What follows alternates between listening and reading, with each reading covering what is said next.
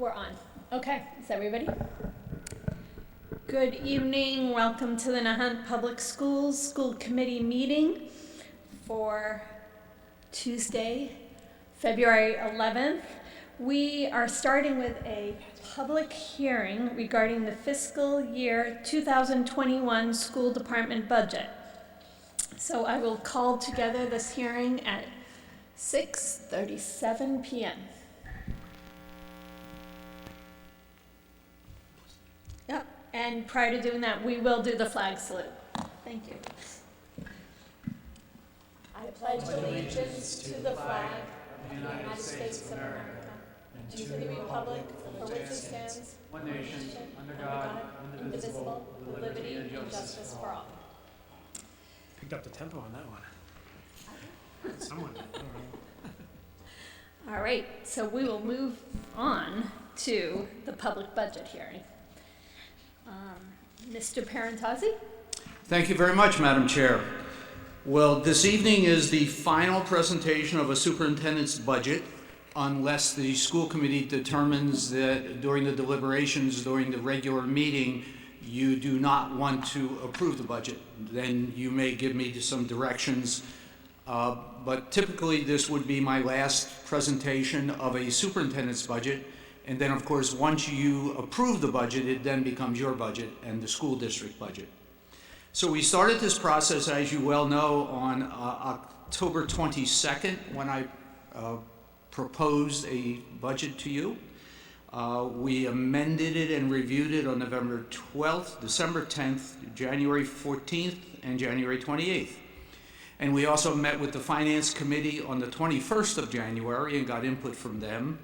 And then I met with the town administrator and the town accountant on the 30th of January to get their input on the overall financial health of the town and how our budget matched with the various needs, liabilities, and requirements for the town overall. Based on that last meeting with the town administrator and the town accountant, since that meeting on January 30th, I have completely revised and redone the budget. Typically what I do is I look at the budget and add new costs that I know are coming. Because of the complexity of and the intensity of the needs of the town and the limited revenue, I basically blew the budget up, went back to zero, every line item to a zero, and went back over multiple years and added up the costs we had, with the exception of salary costs, then divided by 2 or 3, depending upon how many years I could find, took the average, and then cut it a little bit. Because I know next year is going to be a very lean year for the town, and I felt that it was fair that we shared in that leanness. So I want to thank you for your input as members of the school committee since we began this process. I want to also thank our staff, particularly Kevin Andrews and Chris Katzos. I want to thank the FinCom for all of their questions and comments. And I also want to thank very much the town administrator and the town accountant, who were able to really help me in a variety of ways. For example, the town accountant did some calculations for me that I used in my reworking the budget. I'm very proud of this budget because we're getting things that we need, and we were able to trim from the gross growth that I thought we would have to a much lower number by doing what I would call a zero-based budget process. I can tell you that it was a lot of work, particularly for Chris. So I want to thank her. She did great work. The first thing I always do in a public presentation is thank the members of the school committee for all their volunteerism and all the hours of work you put in. And I'm hopeful that the town meeting will go as smoothly as it always has since I've been here, but one never knows. So we are ready to move forward now. So let's look at some numbers. The gross increase, the total increase of the budget is $134,515. This is page 3. In your packet, there's also the new budget worksheet towards the back. The reason I'd like you to use that is because for your convenience, I've put an asterisk next to every number I changed. So if you go into your school committee packet and go about 2/3 the way down, you'll find a budget worksheet that looks like this. It's landscaped letter, and that has, you'll see how many budget line items I changed to get to that number. So the previous school committees, and I know you want this too, I divide the budget into 3 areas: district cost, school cost, and town cost. And they're, as you can see, they're very, very different. So the district costs are up about $135,000. The Johnson School is up only $22,000, and that's an enormously important number, which I'll explain later. And then the town costs are down $24,000. They are numbers that are in our school budget, but that we don't control. That would be the transportation and the Essex County. Okay? So the factors in the overall increase are salary increases. This is the 3rd year of a 3-year contract, and then we have 1 more year next year. The union contracts call for a 2.5% increase. If you remember, those of you who are on the committee, when I signed those contracts, they were very favorable. You know, they were 2.25, now we're in the 3rd year, got a little higher, but 2.5 in today's world is not a bad one. 2.25 was a healthy increase 3 years ago, but right now it's under typical. It's under the average. And some money for non-affiliated employees. This budget includes $55,000 as an estimate for a new kindergarten teacher so we can have 2 sections, plus $2,000 for materials. I spoke to the principal and the kindergarten teacher. We have a lot of materials, but there's going to be some that we need to rebuy, especially consumables. It also has the increase for Swampscott tuition, junior and senior high school, an additional cost for the audit, more money for the Essex North Shore. It has special education cost increase and private school tuition for out-of-district placements that have increased. By the way, Madam Chair, through you, please stop me anytime, okay? Thank you. So the next slide is the Johnson School changes. The Johnson School changes are basically holding level or reductions, small reductions, with the exception of $55,000 for the kindergarten teacher. Now, I mentioned that there are $2,000 of additional supplies for that new section, but the supply budget's actually down $3,000. So I was going to drop at 5. When I added the kindergarten teacher, I put it back to a reduction of $3,000. Right. Okay? I updated the current staff. So this is important for the community and for you to realize.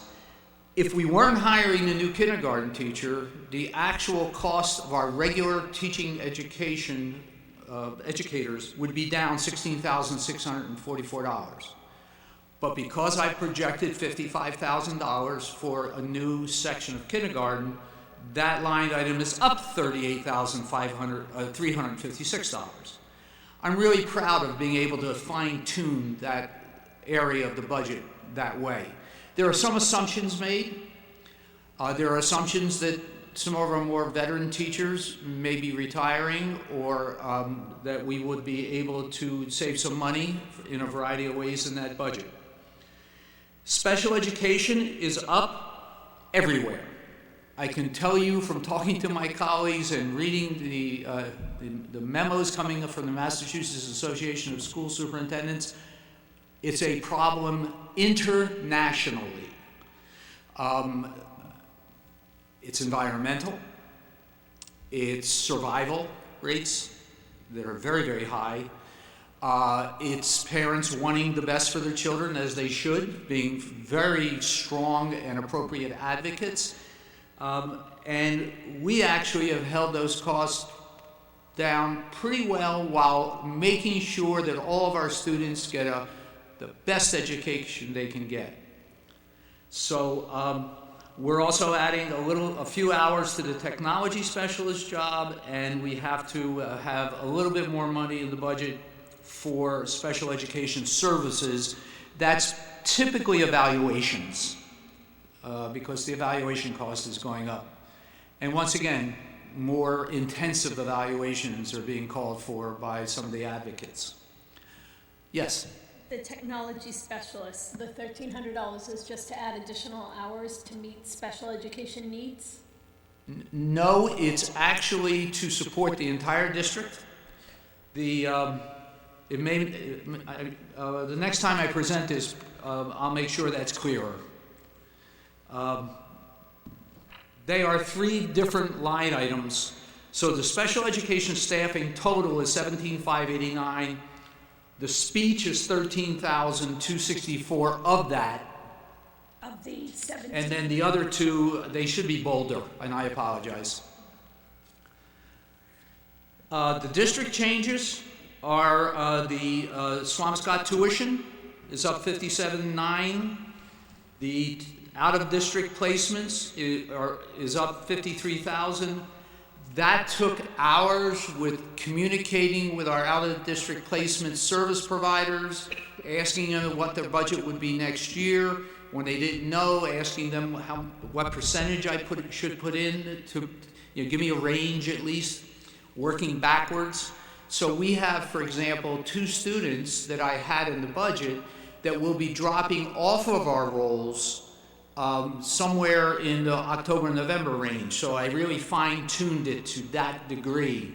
One of the students will be aging out of public education at 22 years old. And one is going into a work-study program. So both of them had small savings, relatively small, but important. So the total of those 2 lines alone is an increase of $111,625 of the $135,000. So that's, once again, an important fact. Totally uncontrollable by you, me, the principal, anybody. Mass General Law requires the IEP team to make that decision. The best news on the presentation is our town expenses. Because we have reduced our out-of-district placements to some degree and brought them closer to Nahant, our transportation costs are down approximately $20,000. And our Essex Tech tuition is down $4,000. I can tell you I'm much more comfortable with the transportation than I am the Essex Tech, because if you remember last week I presented you a 4-page document that showed you how the Essex Tech tuition is calculated.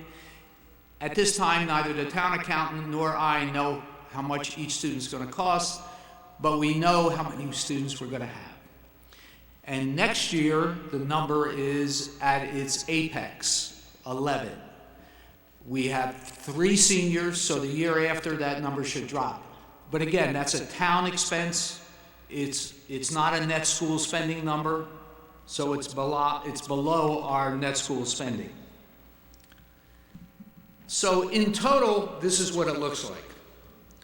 Our Johnson School budget is going up $22,890, or 1.4%. Our district expenses, remember, $111,000 of that is totally uncontrollable, is going up 6.98%, or $135,000. The net school spending is going up 515, which is 4.4, and the town expenses are going down. There's a decimal point mistake in that. I apologize. It's $24,000 for 5.8%, for an overall increase of $134,515. Once again, I want to highlight the fact that that includes approximately 1.5% for a second kindergarten. So if you want to take 1.5% off of that, we're right around 2%, which in today's world is right at or slightly under the inflationary cost for the East Coast. Once again, I'm very proud of it. I have brought all of my data to answer any of your questions, Madam Chair. And that is the end of my presentation. And I want to thank you for your kind attention. Thank you. Does anyone have any questions? Open it up for discussion.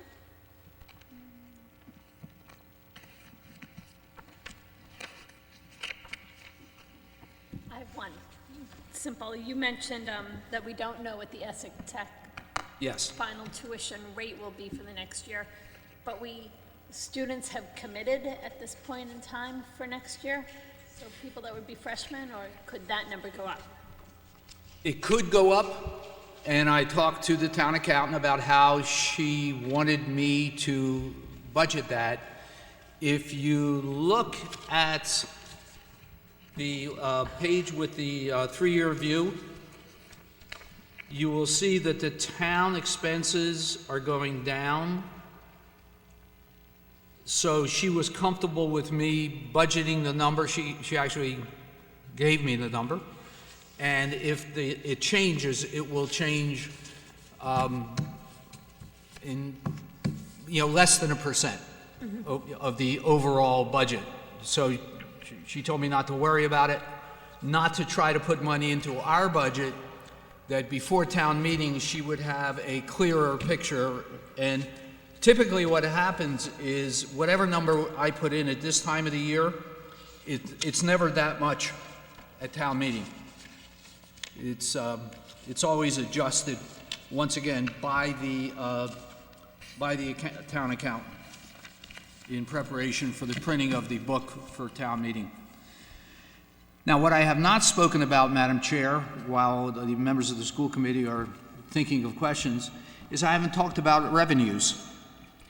Last meeting, we talked about revenues, but I'd be happy to do so during this hearing. Our grants are pretty much stable. We did get for the current year, we got a $10,000 Title IV student support and academic support grant for $10,000, which we did not have the previous year. Our circuit breaker amount this year is $22,000, almost $23,000 less than last year. But remember, circuit breaker is a fraction of what you spend. So it's really best not to spend the money and not to count on the circuit breaker money. So we're down to $26,000. In concrete terms, that means that we have our out-of-district costs are down so that 75% of the amount over $42,000 is $26,000. It used to be $100,000. So that's good. Bringing students back, educating them in our educational classrooms with supports, bringing them closer to home, to Swampscott or to communities much closer. We had a student who was going to school in Newton, and we were transporting. Between the tuition and the transportation cost, that was over $100,000. That student now is being educated at getting a better education, actually, going to school with their friends and neighbors and at a much lower cost. So we'll continue to work on that. The cherry sheet shows that our numbers, Chapter 70 is going from $523,000 to $531,000. We are getting more, we meaning the town, is getting more charter tuition reimbursement, but once again, that means the town has to spend the money to get the reimbursement. It's about 1/3 of the cost. And just as a reminder, our budget and the amount of expenditure that the town does is offset by Chapter 70 and the charter school reimbursement. The town keeps that money. May I ask a relatively simple question, but on the section for the school teaching and materials, so I know that you were talking about starting with a budget of 0 and really trying to build true numbers in an effort to keep the cost contained and not assuming inflation. So I appreciate that that's probably where this comes from, but when we look at things like purchase of supplies, software, and sped supplies and professional development, with all of those numbers going down in an attempt to be budget conscious, do we feel confident that we still have adequate funds to purchase the things that we want to purchase for our children's classrooms? I imagine so. I asked the question with respect, understanding that I'm sure that is the case, but just seeing the decreases, I'm just wondering. It's a great question, Madam Chair, through you. So there's two responses. One is, yes, I'm comfortable, the short answer. The long answer is, typically, if there are funds left at the end of a fiscal year, that's what we purchase. Right. We don't buy furniture, we don't buy, fancy dancy things. We buy educational books, consumables, articles that can be purchased with, for example, in this case, fiscal 20 funds that we have left from efficiencies. So that, and sometimes I project that early purchase and sometimes I don't. This is one of those years I had to project it strongly. But again, just like I spoke with the kindergarten teacher and the principal before I determined how much we should budget for supplies, I have talked to the principal and I've talked to various staff members. For example, we just finished the ELA purchase. That's behind us. That was $45,000 over 2 years. We now have the new science online programs, the IXL plus the mystery science. So that's we have that behind us.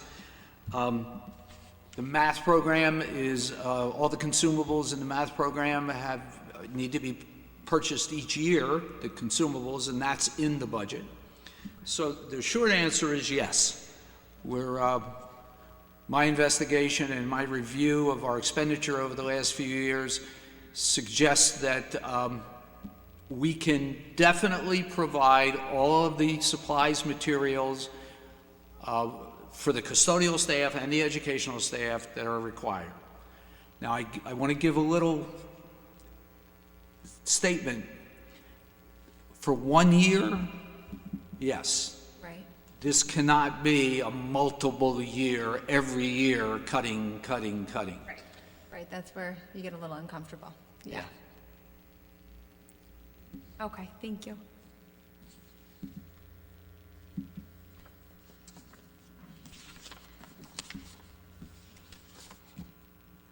All that hard work certainly seems to have paid off. I mean, you really came up with a very responsible budget indeed when it comes to our controllable costs.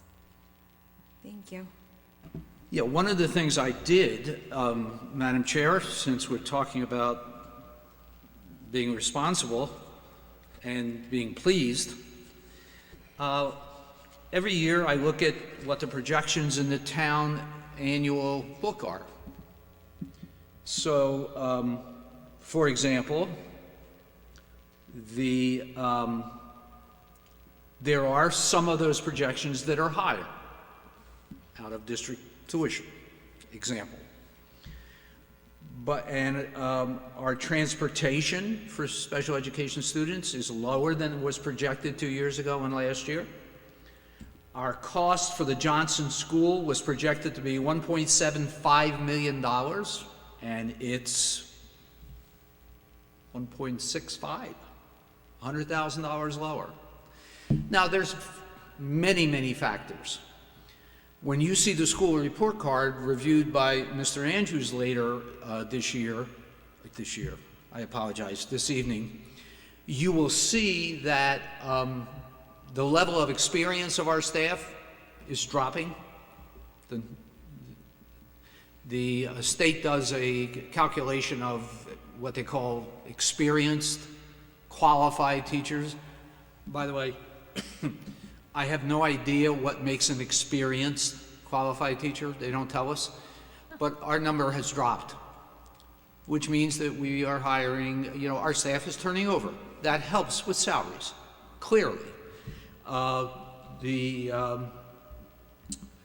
cutting of some of those supply budgets obviously helps in the Johnson School. So, I look at that. What did we project to spend and what does the budget build? Because I think that's important.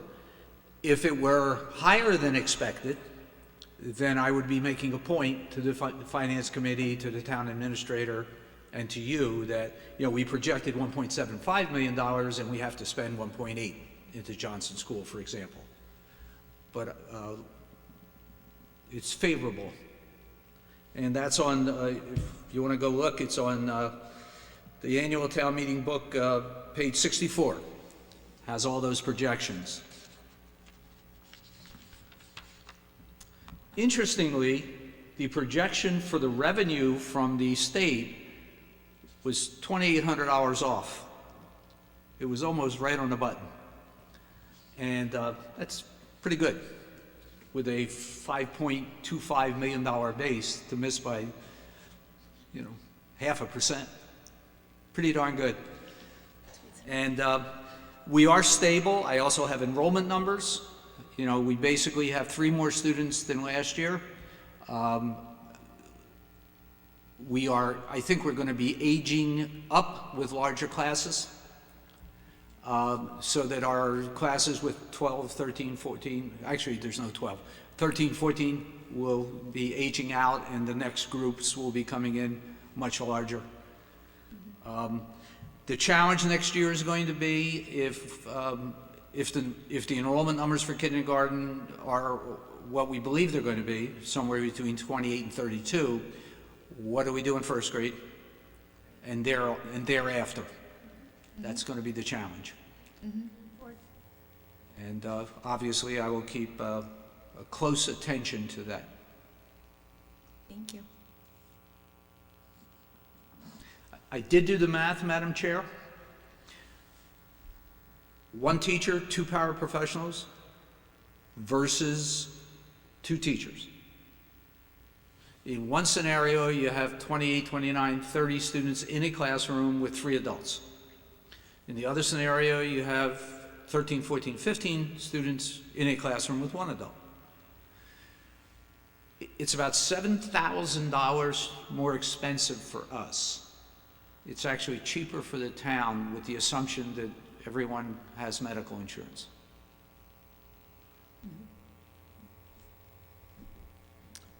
The 2 teacher. So that's definitely the way to go. No question. I mean, it's not even, as soon as I saw the numbers, I said, I wish all the decisions I had to make were this easy. I think from a budget standpoint, that's clear, but I also think the idea of a smaller classroom is just much more. In kindergarten, to get students a really good jump start on reading and math skills and the foundations and the fundations, I have to tell you, I didn't think about it more than a second. Yeah, I think, when you're talking 30 little ones in a room, it's, Yeah. you know. And we have the room. We have the different than classroom. 15 little ones in Yeah. a room, yeah. In terms of, yeah. Does anyone else have any questions? I don't have a question. Comments? I do have a comment. I think just well done, because I pulled out the presentation from when we met with the finance committee, and just because I was curious to put two side by side. So you went from a 4.15% increase down to a 3.4 increase, and adding a classroom teacher. Right. Job well done. Thank you. I agree. Nothing easy about it. Yeah, and I feel very positive about our role in the greater town finances, doing it this way. You know, the town has a lot of expenses, and there are, you know, there's a limit to the increase under the 2.5% cap. And when I took that previous budget and I added the kindergarten teacher, you know, I told you it's about 1.5% just for that. So you take 4 point and add 1.5%. We were in mid fives, and basically that would be the entire town 2.5 increase. So the pencil got sharpened, went back to a zero-based budget process, and was able to come up with what we have. So, Madam Chair, this budget is on your agenda for the school committee meeting, and I will address my recommendation at that time. Perfect. But it's been a pleasure to develop the fiscal 21 budget. Once again, I want to make sure I thank Chris and Kevin and the FinCom and all you and all the people that have made this possible. You know, no one does it alone. Thank you. All right. So we will now end the public hearing for the fiscal 2021 school department budget and move on to the regular meeting. 7:08 p.m. Excuse me. Oh, go ahead. Okay. So the first order of business, we already saluted the flag, so it is the reading and approval of the minutes from the January 28th, 2020 meeting. I'll make a motion to approve the regular meeting minutes for the January 28th, 2020 school committee meeting. I'll second. Thank you. All in favor? Aye. And the chair votes aye. Moving on to correspondence and community input. Does anyone have any they would like to bring up? Madam Chair, I do not. Okay. I don't know if Mr. Andrews does. Madam Chair, I do. One Okay. from your very own Ms. Lori Ballantyne, who emailed myself, and I don't have the correspondence in front of me at this minute. It's in my bag. I'm happy to produce it for you in a moment. But she wanted to recognize the impact that our visit from Mr. Tom Costin had on the students in 5th and 6th grade, and appreciated all the work that Ms. Thibault is doing with her students and that the school is doing.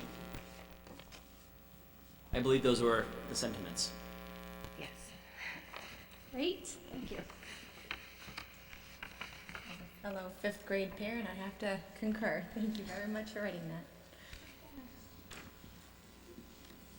I received over, just since the school report card was sent out, a few questions and comments, but I think it just makes sense to bring them up during that time.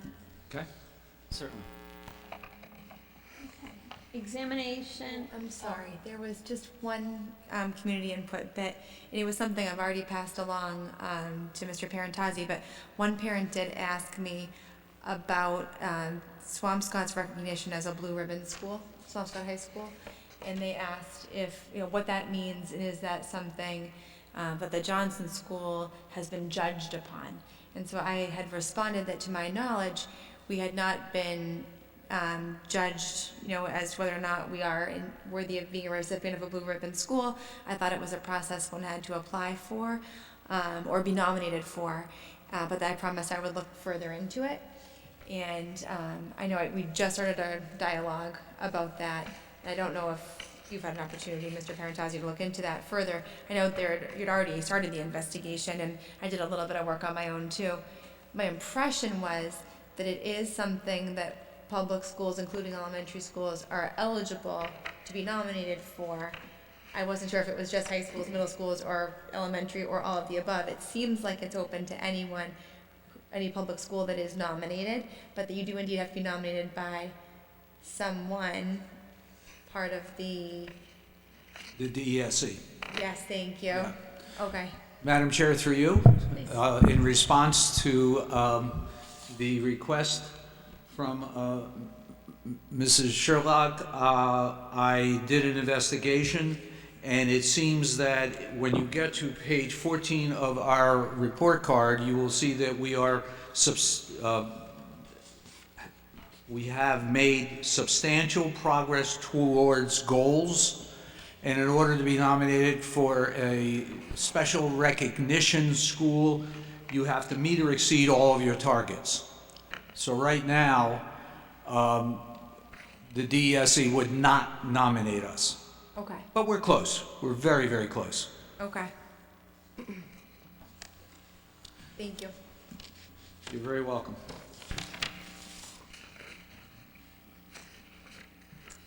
Okay, examination and authorization for payment of bills. I can see that that is ongoing. So we will move on to the superintendent's report. Thank you, Madam Chair. With your permission, we actually have a bifurcated presentation on the school report card. I'll begin and talk about the district items. Please stop me or Mr. Andrews, who will take over the student achievement part of it. The school report card, as you know, is a 14-page document with a variety of information in it. Some of the information for us is blank because, number one, we don't have high schools and middle schools. And number two, we don't have significant numbers of subgroups. Therefore, the state has determined that if you don't have 20 students in a subgroup, they're not going to give you the data because it's possible to personally identify students. That's their guideline. So all I want to do is I, once again, want to thank the school committee, the community, the staff, and of course the students for another good year at the Johnson School. We are, and by the way, the school report card came without pages, but I wrote pages in the lower right-hand corner so you could kind of follow me. I'm just going to mention a couple of things.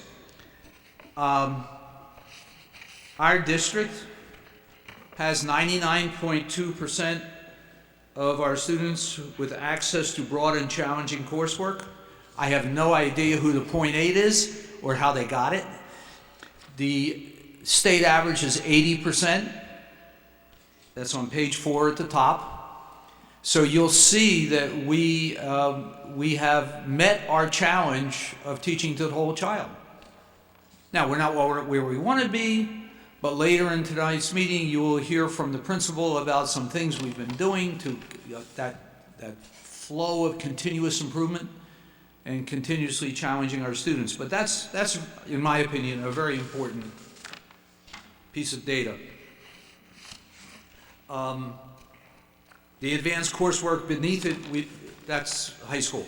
We don't have any data on that. If you turn to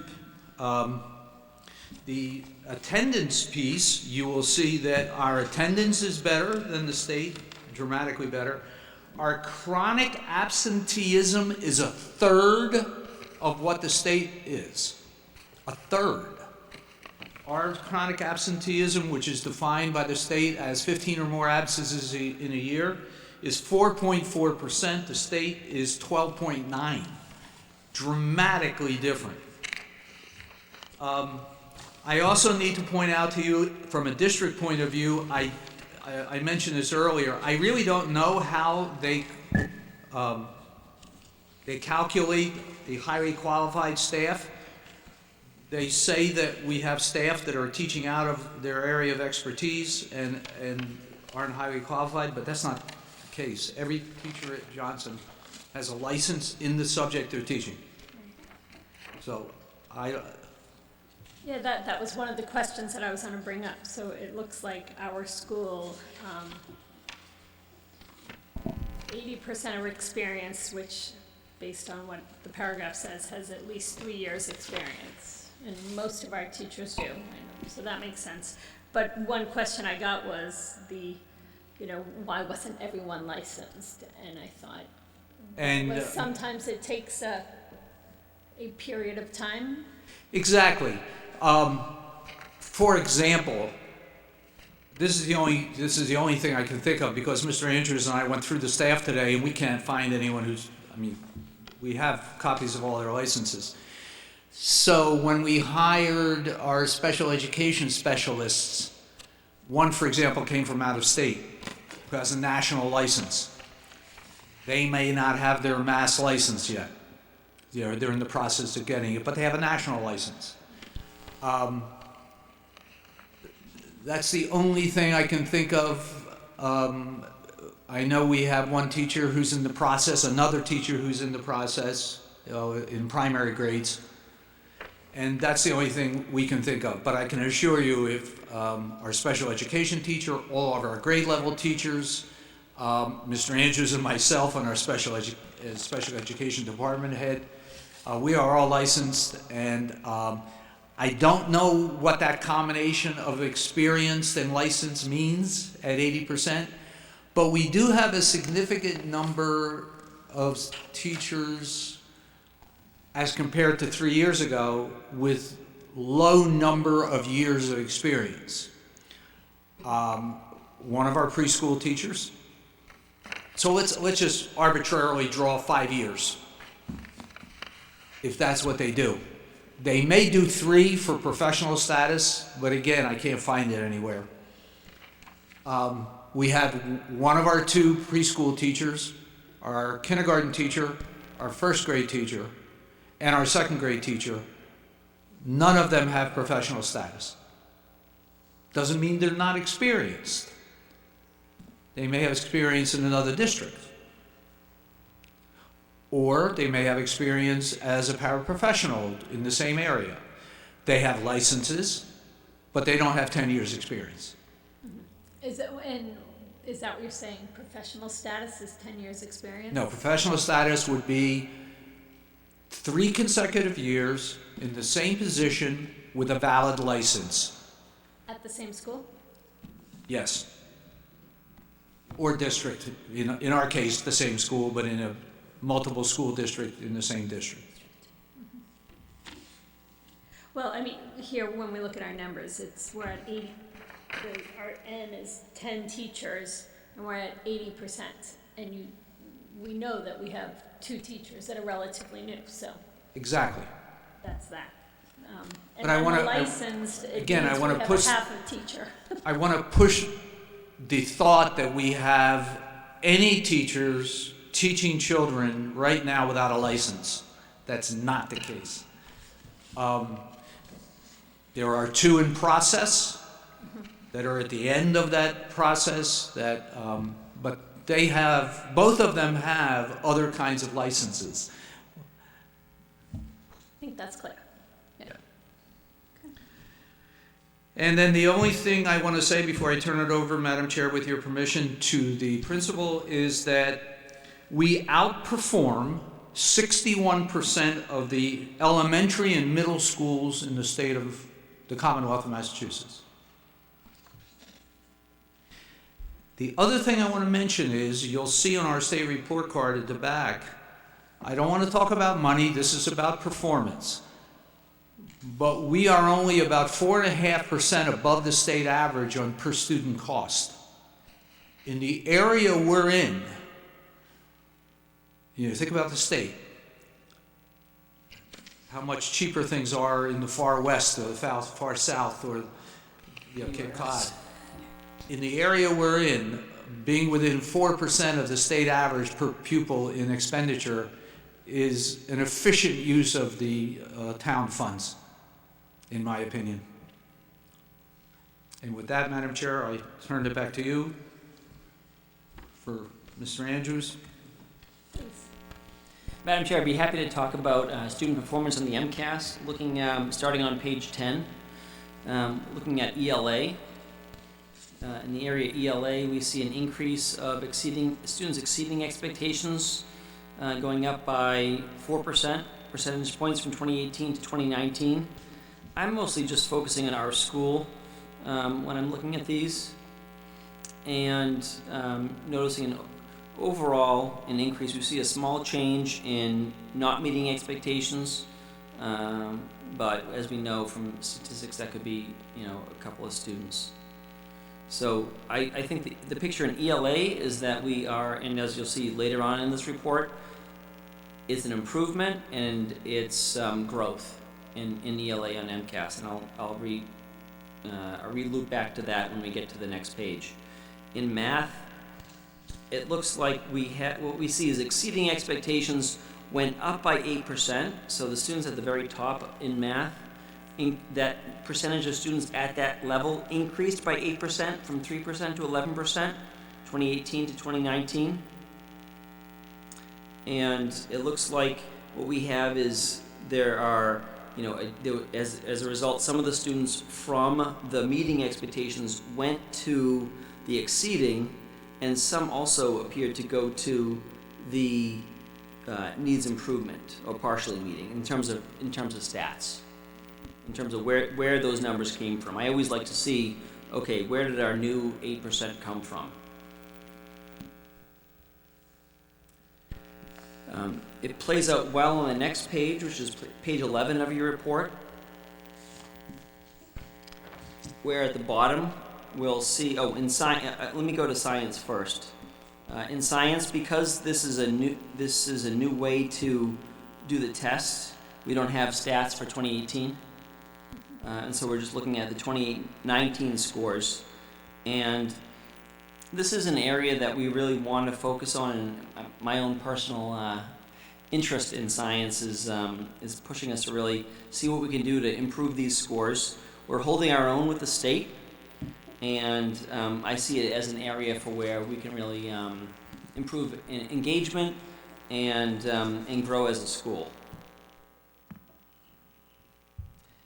The next section of the report is nice because it talks about the growth overall. And so if you look at the ELA growth on the bottom of, I believe this is Mr. Parentozzi's page 11. Yes. Yep. Our school is a couple of points above the state. Again, so we are improving more than the state has overall in ELA. And I think this is historically an area where we've been strong in the school. And then you see on the next page the real strong growth in math, which we're really proud of our teachers and our students for getting us to that 60% of growth. So again, the state average would be 50 as a percentile. That makes sense. And anything above 50 is improving more than the state. And so we were significantly more than the state in that area. Questions on that, Madam Chair?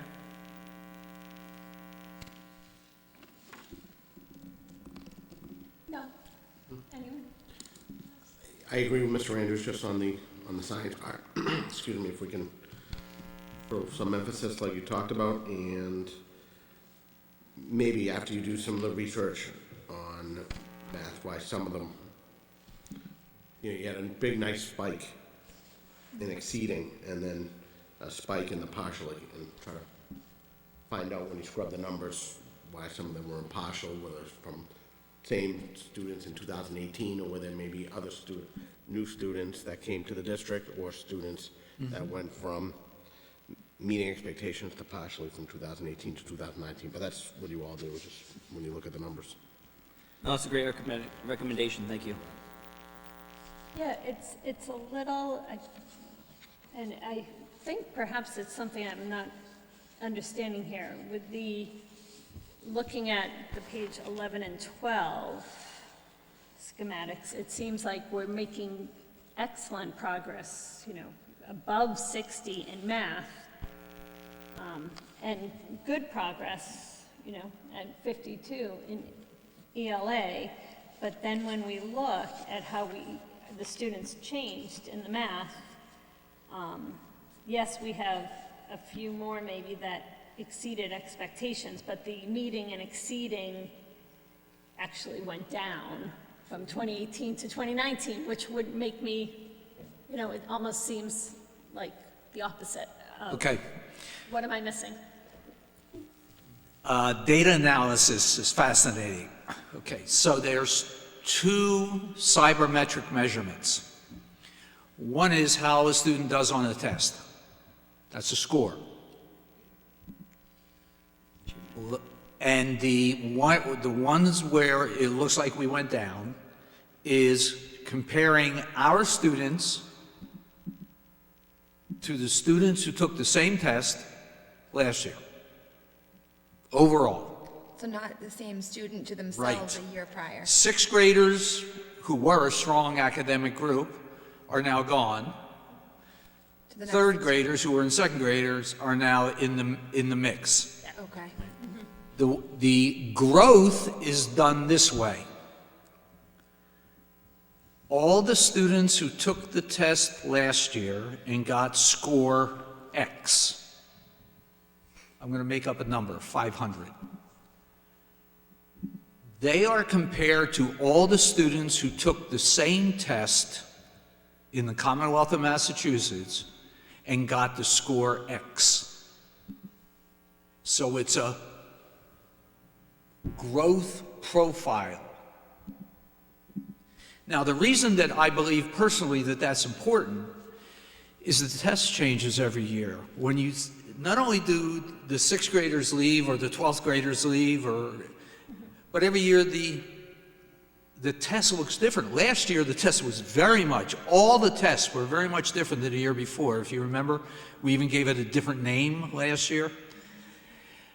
So when you compare all the students who scored 500 in our school with all the students who scored 500 in the entire state, that seems more rational as a mode of saying, how you doing? You know, how are you growing? That profile is what gets us into the 62nd percentile, actually. It's not the raw scores, because they slide every year. You know, you have a particularly good group of third graders or fourth graders who take the science test, the scores skyrocket the next year, they're not so good. But when you look at that growth, and it's called SGP, Student Growth Percentile, and it's the fairest way, in my opinion, to evaluate. I know Mr. Flynn's superintendent, the Chelsea superintendent, and when I was in Somerville, I fought hard for SGP. The high-achieving suburban districts did not want it. They did not want SGP. They wanted the raw scores. Because they're consistent every year. Yeah. And in effect... Go to Weston, the scores are going to be good every year. Yeah. So there's really nothing for growth, where a lot of the urban schools change a lot. So example would be if, let's take a W school district. They had 50 students who got perfect scores. they're going to be compared next year. Let's say they're in 8th grade. When they take the 10th grade test, they're going to be compared for SGP with all the students in the state who got perfect scores. Now, it's kind of fascinating because if you compare those students, it's possible to get a high SGP but not get a perfect score. If everybody in the group got 2 wrong the next time, 1 wrong would be a very high SGP. You see, and you see how I think that's more fair. And when you have students coming in from other countries, you have English language learners, you have students with disabilities, you know, those raw scores are not nearly as meaningful. You know, Mr. Flynn asked, you know, do we have students who came in from other districts? Yeah, we definitely do it. And we have students who come in from other districts with challenging educational backgrounds. And in our district, 1 student makes a difference. Even in our largest class, 1 student's 4%. And you're right on the exams changed. Yeah. On the 10th grade MCAS last year, they had to throw out an ELA open response question because it was inappropriate. So that might change some scores if students have been really working on that type of open response, and maybe they would score a high score on that. That gets thrown out. Now, what if a student didn't do as well on open response? Well, that's going to benefit that student because they threw out that question because it was inappropriate. So every year the test does change. Yeah. The famous story with the MCAS is the famous trunk story. One of the writing prompts was a student is walking in a particular area, I forget where it was, and they find a trunk. Please describe what you could find in it. Elephant trunk, treasure trunk, trunk of a car. They got all kinds of answers. They literally threw the question, and this was a big portion of the writing assignment that year. You remember that? It was actually, in retrospect, unfortunate, but they had to do it. My own grandson had that question, and I asked him, and he said, yeah, well, I thought they meant like a pirate's trunk. So I talked about gold doubloons, and somebody else said, that was a car jack, and a spare tire. Well, it is just a test, and Yes. kids take it one time. I don't think, I personally recognize that it's a test, and that, some kids are good at taking tests, some can be That's right. brilliant and not do well on tests, and I think that this does not, I mean, I think it At the looks same time, we good, should say we're but- doing a nice job according to the test. Yeah. That is where the student growth, measurement Right, is more right. informative, because the student doesn't usually test well, but still demonstrates some growth. Both, Is more, yeah. That's because everybody takes the same test every year in a particular grade, and that's why the growth is easier to compare, relatively. Page 13 actually summarizes that growth. It talks about our overall accountability percentile, which is 62%. So overall, we are doing better than 61% of the elementary and middle schools in the state. So I think both myself and Mr. Parentozzi are really pleased with that and recognize the hard work that the teachers have put in to getting us to that position. And talking about also making progress towards improvement. We are making significant progress towards improvement as a district, and only because Swampscott is our next door neighbor, they're making moderate progress as I look at their report card. And so we're in the same neighborhood as I think our neighborhood, as our closest community that we compare ourselves to. However, I would like to assure the school committee and the community members that satisfaction is not one of our strong points. That's right. We're pleased that the report card is the way it is. It could have been very much different, but continuous improvement is the mode of operation. We constantly want to help our students maximize their potential. That's the goal.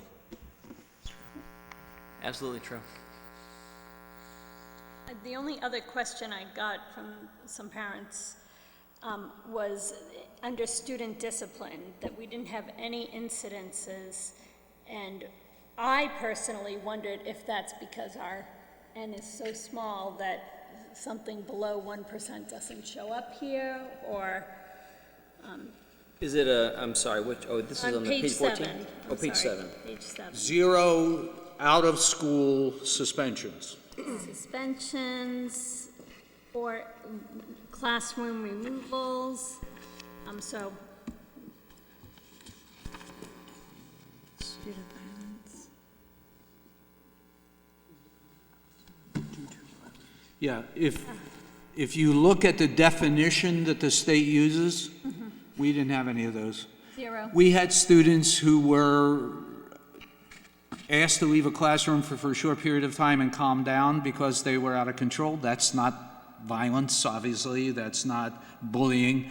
We had incidents of bullying that were found. I believe we may have had 1 or 2 based on the investigation. They weren't in a classroom. They were in common areas like recess and lunchroom. So the data is accurate. Yep. You have to really look at the definition. The state is much more interested in students who are suspended for 10 days from a middle school or high school, and they have their free and appropriate public education removed for 10 days. We don't have any of those.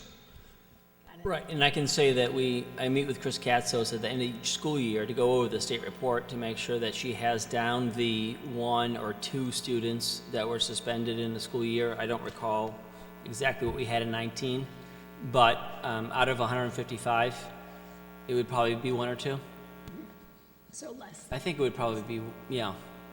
I don't want to get too specific because then again, we're talking about, but it is certainly under 4 students. Yeah, and again, if you look at the definition, removed from regular classroom activities due to violence, incidents of violence includes harassment, bullying, or other behavior. So, for example, if Mr. Andrews removes a student because they can't control themselves, That's different. that's not what they're talking about. And we have, particularly with primary grades, that happens. Sure. You know, and we also, for your edification, I just got a Freedom of Information request for how we handle our timeout room and our in-school suspension room. Well, we don't have those. Our goal, and Mr. Andrews' goal, and the teacher's goal, is to have all the kids in all the classes all the time. So there's a quick turnaround, which means it doesn't meet the definition as the state has. Doesn't mean we don't have issues. Does that mean they just go to his office with him? That's right. Yeah, right. Or on the bench, sitting talking to me on Tuesdays and Thursdays. We've had have a couple of those in the last couple of months. Or a parent comes in, Mr. Andrews calls a parent comes in, talks to the child. But I've one of my styles from an old assistant principal is, call your parent, tell them what happened. You tell them, I listen, I correct the interpretation, and then we get them back to class. I mean, that's why that's why you as parents send your children to school. You send them to be in class, you don't send them to sit somewhere and read a book. So we try to get them back as ASAP. Thank you. Yeah, sure thing. We have, and by point of fact, we haven't had any suspensions this year so far.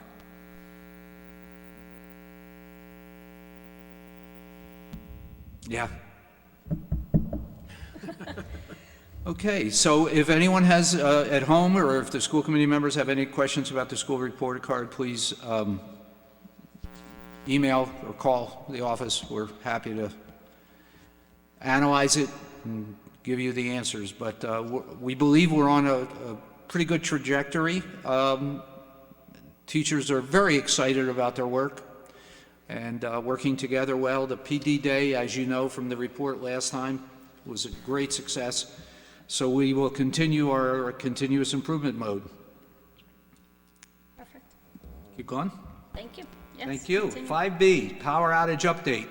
I communicated with Margie, who is our contact person at Travelers Insurance today.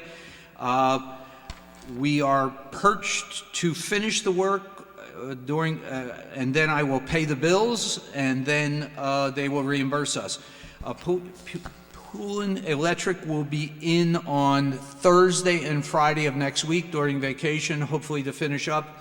They had to wait to procure some of the electrical items that we needed. Particularly, there's 2 control units that they had to order. And I have been assured that everything is covered.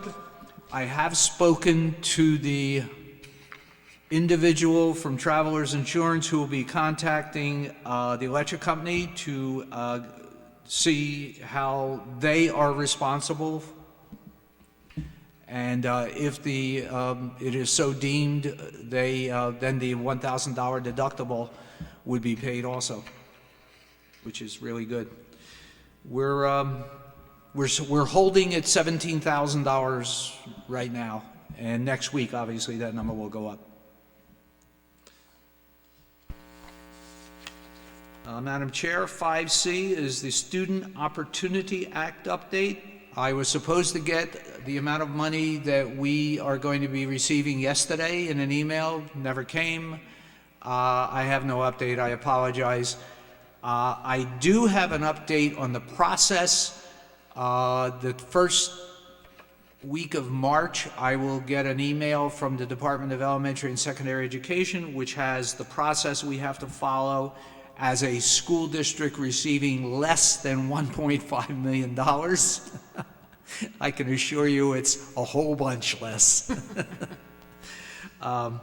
There's 38 school districts that are receiving 80% of the money. They're high-need districts, appropriately. There are districts that have high English language learners and immigrant students and are underfunded. Our neighbor Lynn, I know, is getting a very large, they were number 1. Well, Yeah. I believe the number was $4 million plus. And that's a combination of need and funding level. We're going to get, as I've been telling you from day one, very little money. But we hopefully will get some. As soon as I know, you'll know. Okay? There is no update on the outdoor basketball court, except I would like to thank not at all. Mr. Flynn. He spoke to us last meeting about the appropriate way to build tennis courts and basketball courts. I wrote an email, copied Mr. Flynn to Mr. Taylor, our department supervisor of DPW. There was an exchange. Mr. Flynn, I want to thank you for giving a little bit more information. Lo and behold, the bid that the town is putting out is for the recommended surface. And hopefully there's enough money in the budget to get it. I learned a long time ago, if you don't do it right the first time, Yep. you're going to be spending more money later on down the road fixing the court. Thank you. If you ever drive by the ones down the Point of Pines and Lynn, that's my baby. I went every single day while it was being built.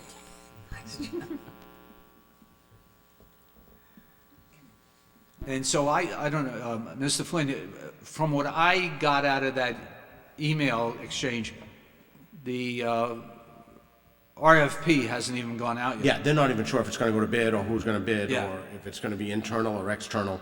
Yeah. So it's still down the road. RFP, the request for proposals, hasn't even been sent out yet. Okay. Thank you, Madam Chair. I have 2 other items. They're both announcements.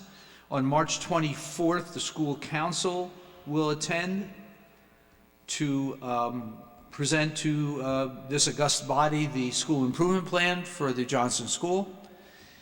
And I'm not going to steal any thunder because Mr. Andrews has a wonderful announcement about the whole child and awards. But I can tell you on March, we've asked someone else to come on March 10th to make a presentation to you.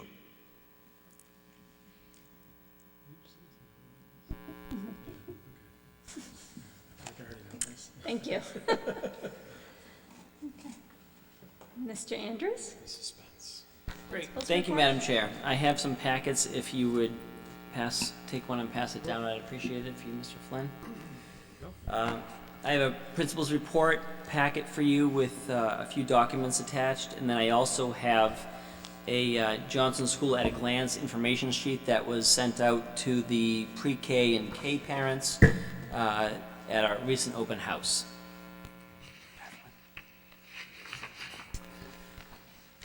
So looking at three areas this evening: teaching and learning, logistics and facility, and then community. First, you might have noticed right off the bat, I'm going to jump down into facility and take this out of order, recognition of contributions. Oftentimes there's folks who just do things every day that make the school fantastic and a warm, welcoming place. And this teacher here does so much for our bulletin boards outside of our library, inside of our library, in the kindergarten hallway, and also with art club, student council, thinking of ways that she can weave in other projects to her own work in the school. And that student council project is one right there, where she had animal days, had an art club where students were painting animals during the art club, tied it in with Ms. Brett's support for Australia, and then tied that into also the bulletin board above with the Australian friends and all those great looking koala bears. So Heidi Fiore, I just want to say thank you to her for all the work that she does. It's sort of like one of those sand mandalas where you make something beautiful and then it goes away in a month, because every month she'll put something new out, knowing that it's not forever.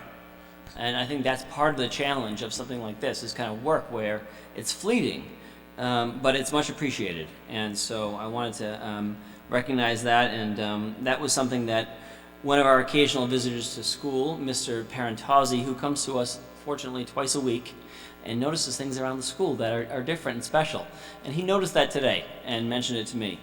And so I want to also thank him, because he can bring that perspective to the school. So if you have a chance to get in, notice that great work. Under teaching and learning, back to the top of my principal's report, I'm happy to announce that our very own Gabrielle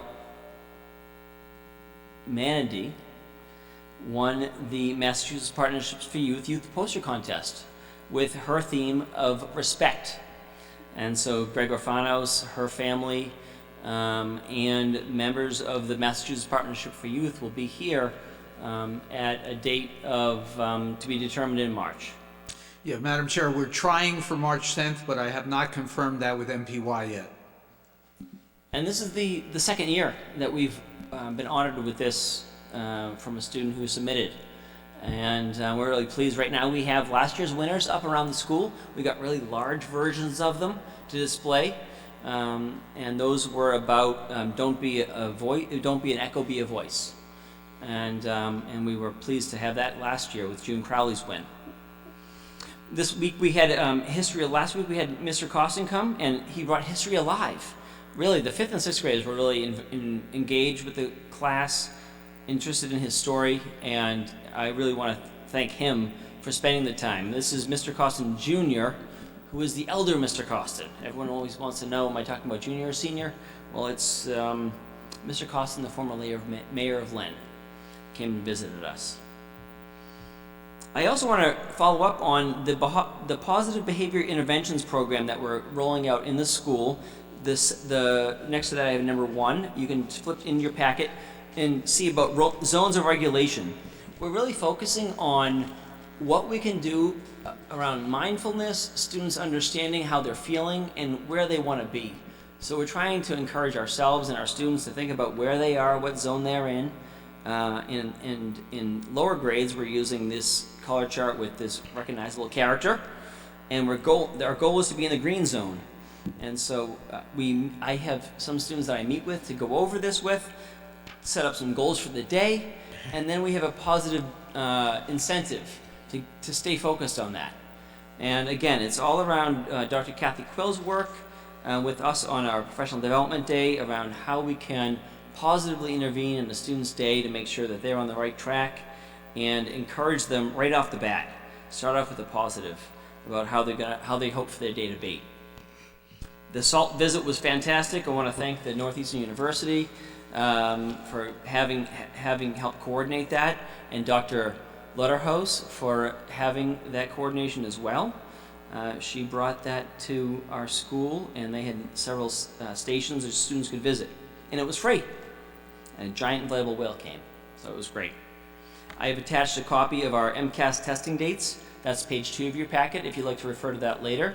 That's on our school calendar now, and it'll be going home to parents as soon as I can get it out. Similar to previous years in the number and frequency of testing. And I also want to let you know that we've added daily weather reports to our morning announcements, and everyone's really enjoying that. 5th grade, Ms. Thibault kicked it off. She's really taken the lead on this initiative, along with her role at NNEF. And 5th graders every morning are collecting the weather, giving it to whoever's in charge of the announcements. And we read it off a large screen right in the office. It's right off our roof. And they mention the temperature, the wind direction, so we get to hear them say south-southwest or north-northeast. And then the speed with the units, miles per hour. So it's nice to have the students really work with those units and build that into the morning. And we can also know if we're going to have recess outside or inside that way. So it's a great addition. In the area logistics facility, I mentioned Ms. Antrim's contribution. I also want to mention our custodians' contributions. They do a great job keeping our school clean and great and shiny, looking new every day. So Vinny and James do a great job with that. I want to thank them as well. Under logistics, student information sheet, tomorrow you should get home a copy of your student's student database sheet that we've worked on. It's pink, it has a cover letter from me, and it's about your student specifically. And so that involved a whole bunch of envelope stuffing and label making that I hadn't expected. And so all these things, it's great to do this with, and Sherry April is fantastic about helping out with it, getting it out there.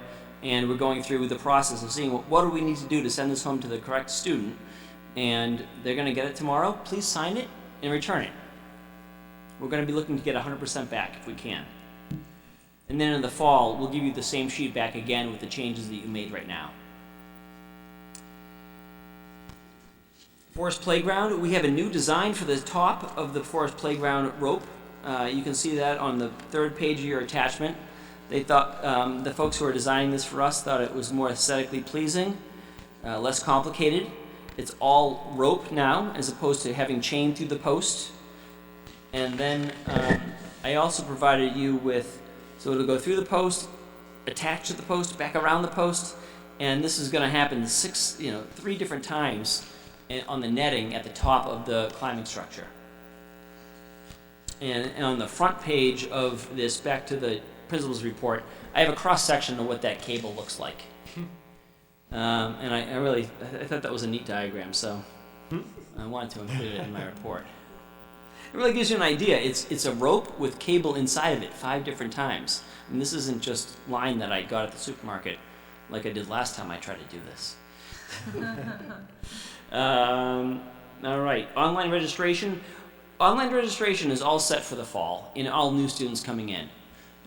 We had launched this with the idea that we could get our new pre-K and K registrants signed up, but the packet information got out ahead of me, and that was good because we needed to get that timely done.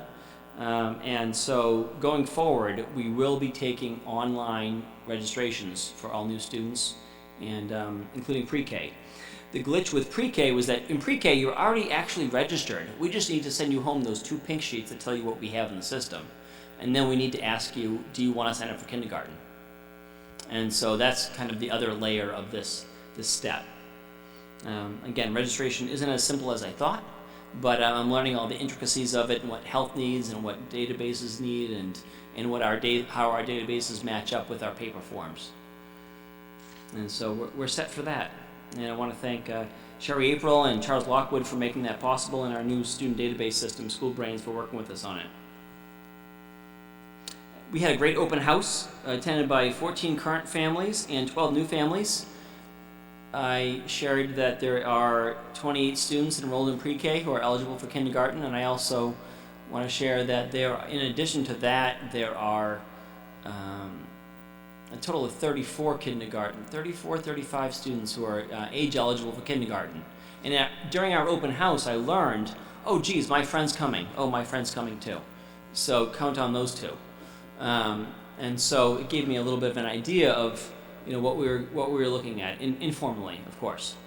But folks that weren't here in pre-K who had come to the open house and shared that information, and then I collected their email addresses, and we'll be getting back to them, making sure that we have all the information about testing, assessment, slush day, and student orientation.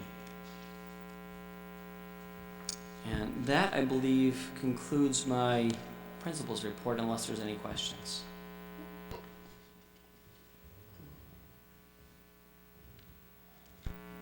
Any questions? So the only thing, I understand that the sheets are coming home for us to review and put corrections on, if there are any to make as far as our students' information. And then this coming school year, just to clarify, will parents still receive paper packets, with this, what we have as complete on them, asking them to make corrections, or do they go online to do it? No, I think that this next round we'll do is another hard copy, and send home the hard copy that you just got now. We're kind of taking it stepwise. We do have a parent portal. We could ask parents to go online and change their information online. I think that it'd probably be easier for them to correct the sheet if we give it to them completed. I may give them their password and username, but on my school improvement plan, my next phase is really to get us into using the parent portal as a way to frequently update if you need to. I'm curious to know, as a parent myself, I would rather just get a sheet once a year, because I'm not moving and I'm not changing my cell phone, and I'm not going to remember my email my login for that portal. So we might do, two options. People who keep their passwords and usernames handy and know all their different logins, and then folks who want to get it once a year. Who are you and where do you live? Is still accurate, but it'll be completed. I think going forward, having both options is a great idea. Okay, good. I think annually at least. Yeah. I think it would be good to send home. Here's what we know about you. Can you let us know if it's true? Multiple means of communication are always good, as everyone has different styles, and I think that's great. Good. Okay, so then we'll take that route then. Thank you. And the parent portal is still up if anyone knows their login from when we originally launched it. Wonderful. If we did, what would we see there? You could go in and tell me that your email is different, or you could put a change in, and you can submit it, and then Sherry April will get it, and it saves paper and printing, and the logistics, I guess. Nice. Great. Thank you.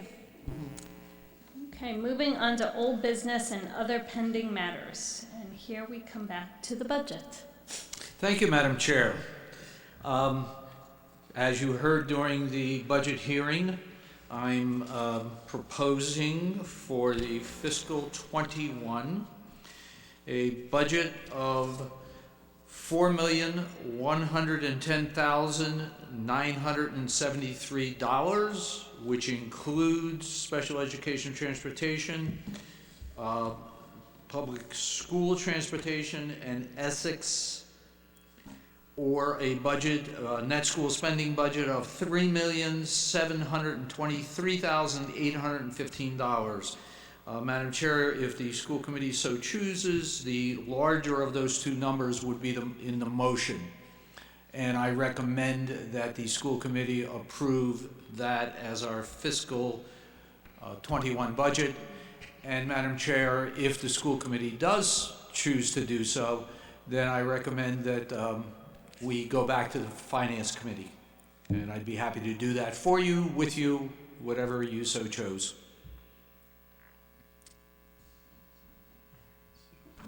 Make a motion, I just don't know if I can read it.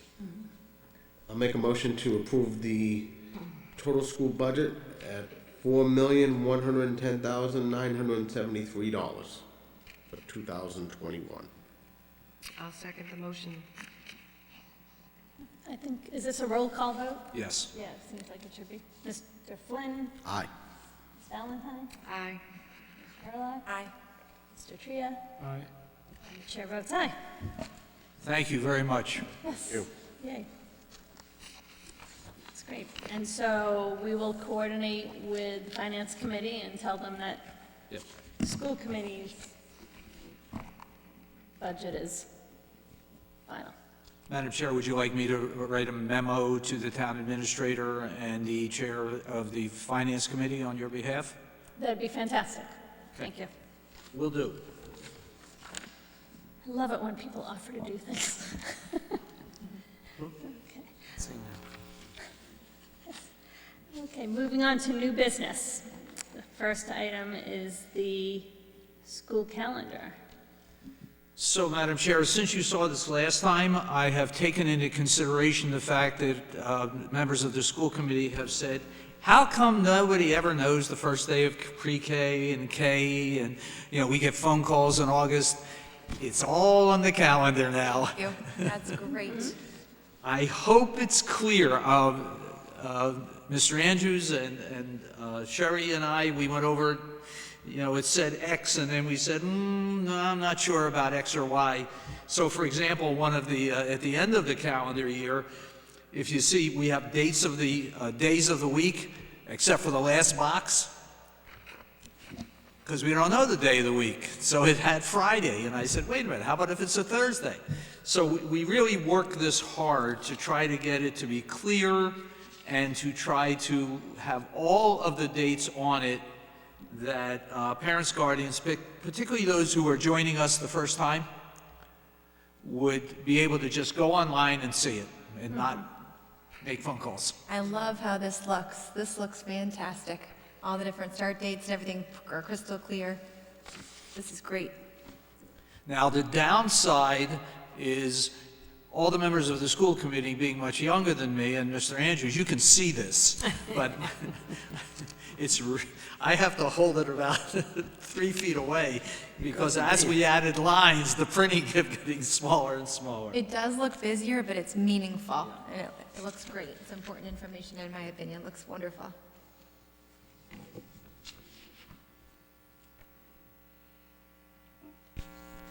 We don't have to make a motion on the calendar, correct? Oh, yes. Madam Chair, I'm sorry, Madam did we Chair, do through that you. last? Yes, it is the official school district calendar, and the school committee must approve it. Okay. So just, I have one question. When there's a half day, but it's not for professional day, does that count, do 2 half days count as a whole day, or is a half day count as a whole day? Oh, what a great question. Sort of. It's probably nitpicky, but. So, Madam Chair, let me ask one question before I answer it. Are you talking as a parent or a member of the school committee? I am totally talking as a parent and Then it's a half a member of day. the school committee. As a member of the school committee, we are obligated to have 180 days of school. Anytime a student is in school for 3 hours plus, it counts as a day of school, which is why early dismissals, late arrivals because of weather, they're all 1 full day. We calculated our half-days to be a full day according to the DESE guidelines. Clearly, however, as a parent, the students are the parent's obligation after a certain time. The good news is, with the exception of the half-a-days before holidays and the last day of school, our after-school program is open. So if parents are working, their children can stay from dismissal time until pickup time or later, obviously at a cost. So the only days that the after-school program is not open are jump-off days, basically. Or days before jump-off days. Say just December 23rd is the one that sticks out at me. December I have to 23rd work. is jump-off day, which is, because you jump right over to the 24th.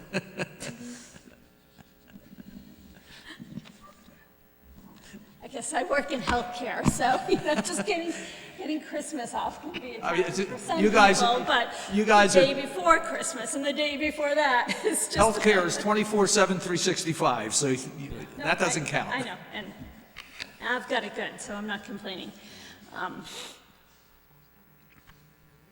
Yeah, So Swampscott has their calendar done early this year, yes? I can't read it. It's the but- first year that I can remember that it was Yeah, done when we were going to approve ours, so. I'll make a motion to approve the 2020 to 2021 academic school year calendar. I'll second the motion. All in favor? Aye. Aye. Chair votes aye.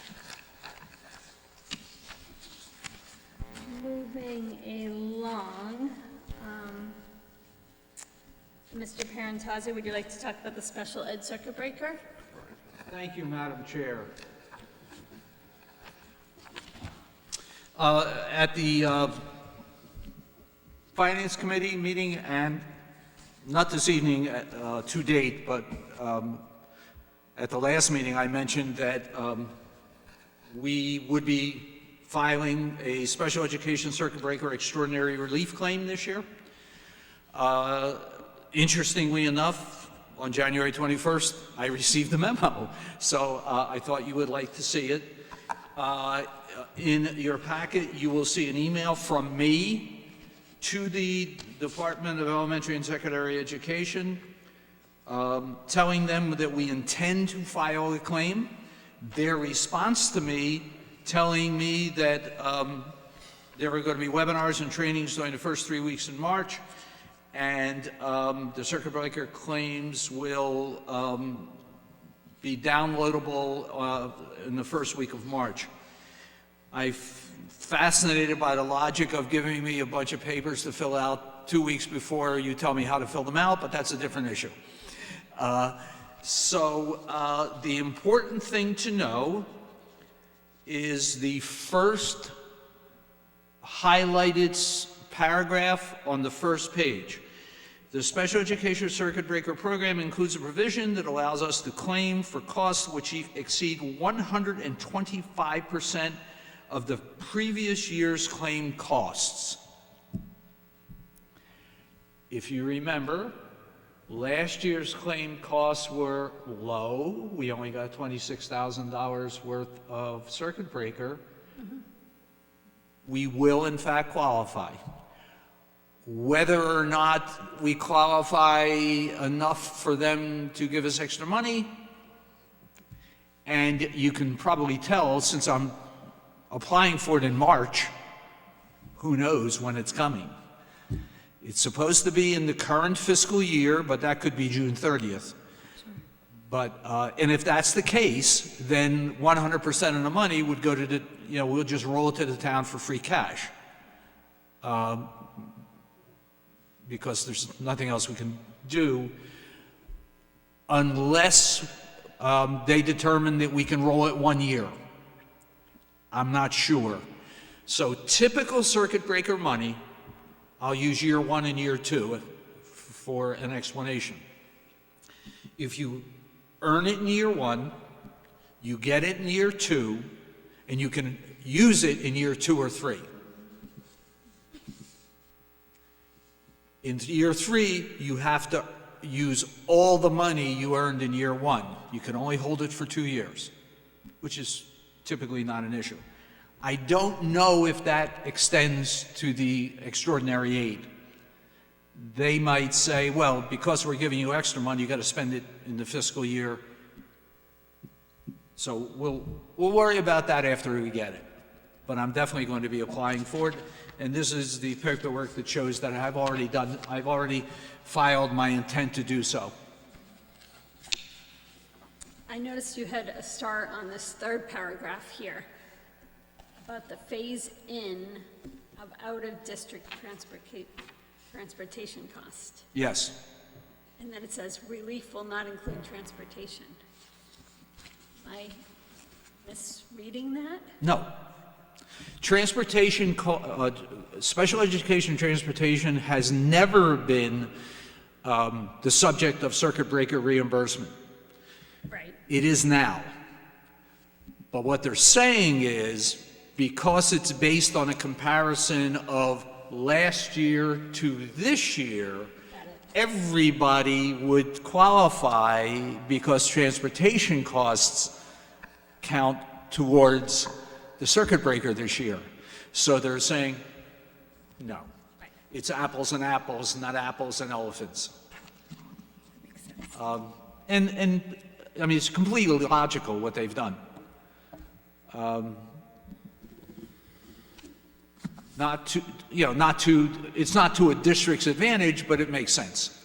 It wasn't reimbursable on the base year, so why should, everybody's going to have a lot more expenditures because of the transportation costs. And that's why I highlighted it. Okay? Yep, thank you. You're very welcome. Thank you. So next, personnel matters. Well, I have two announcements, Madam Chair, very quickly. I'd like to tell you that we are going to have a consultant working with us on a per-hour basis. Her name is Christine O'Sullivan.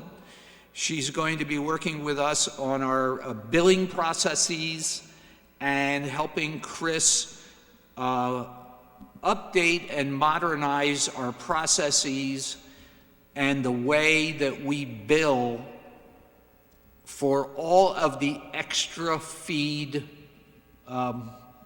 work that we do and services that we provide.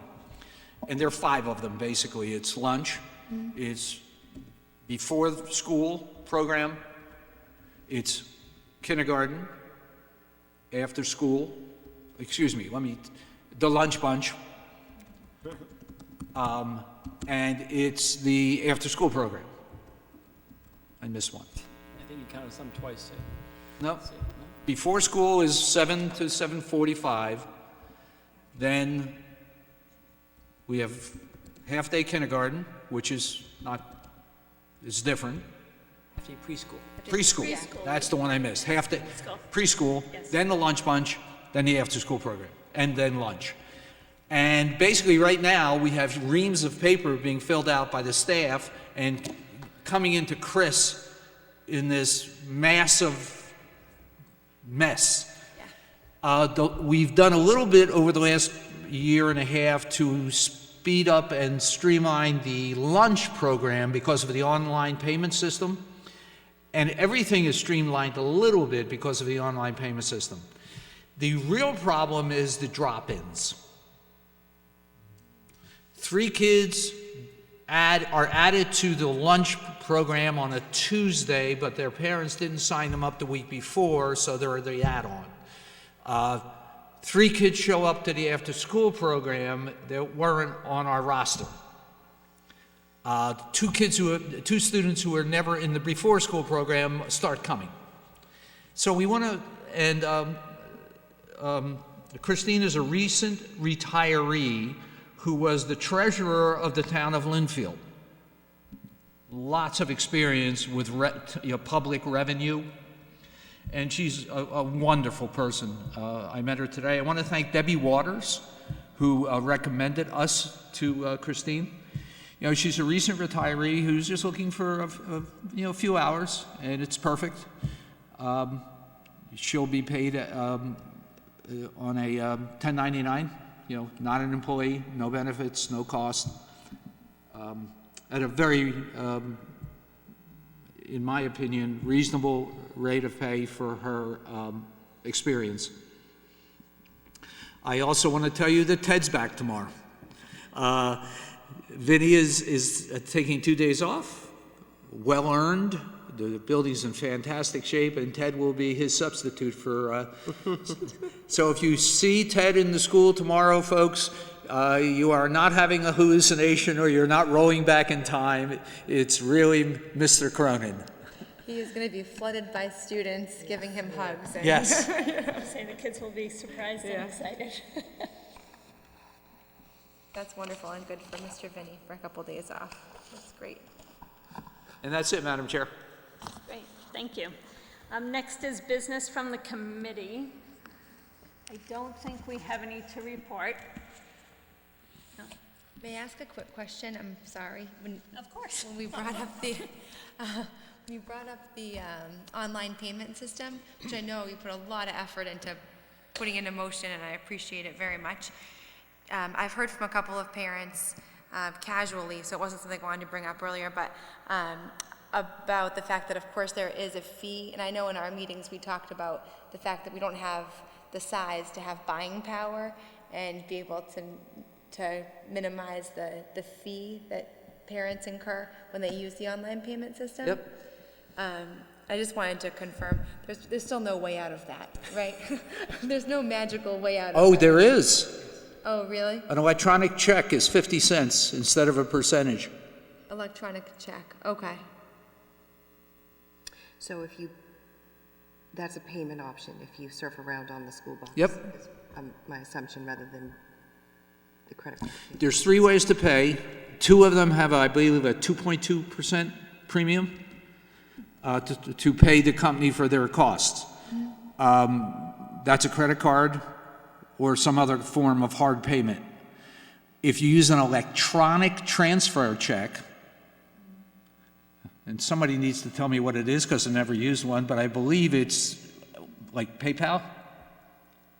I think it's when you give them your account number and they go in. Okay, so it's, you give them your routing number and your check number, and if you do that, it's only 50 cents a transaction. So theoretically, if you do it monthly, it's $5 a year. Okay, thank you. How well received has it been? How many families, give or take, are using it? Any idea? I'm just curious. We'll get back to you. Okay, no worries. I'm sorry, I'm not prepared to answer that. I know Christine, all I need is one more Chris in my life. Christine and Chris are working next week, and that's part of their plan to see how many are using it, how we can accelerate the use, how we can make drop-ins also use it that way, how we can have an electronic tracking system that's easier for everybody. We're thinking of, our staff, if they can use their phones maybe, or, rather than, I mean, the file where Chris goes through every month is probably 2.5 inches thick, single page. Those are all great ideas, yeah. Yeah, it takes hours.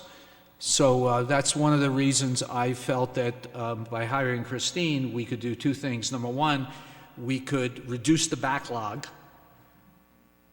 And number 2, she, because of her experience in a much larger town with higher tech, perhaps, than we have, she may have ways of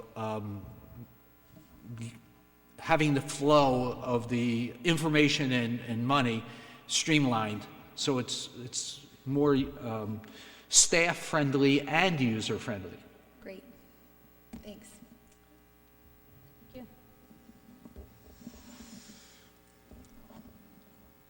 Anything else for this evening? No? May I have a motion to adjourn and to go into executive session?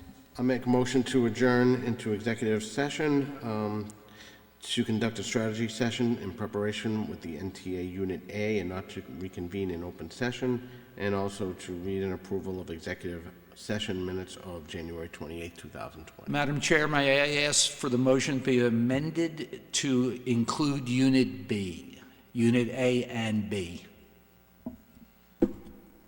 Make a motion to enter executive session to conduct a strategy session in preparation with the NTA Unit A and Unit B, and not to reconvene in open session, and also reading and approval of executive session minutes on January 28, 2020. I'll second the motion. All in favor? Aye. Oh, we have to roll call to go into executive. Oh, yes. Oh, roll call, okay. Mr. Flynn? Aye. Ms. Valentine? Aye. Carla? Aye. Mr. Tria? Aye. Chair votes aye. Thank you. It is 8:20, and this ends the open Nahant Public School Committee meeting.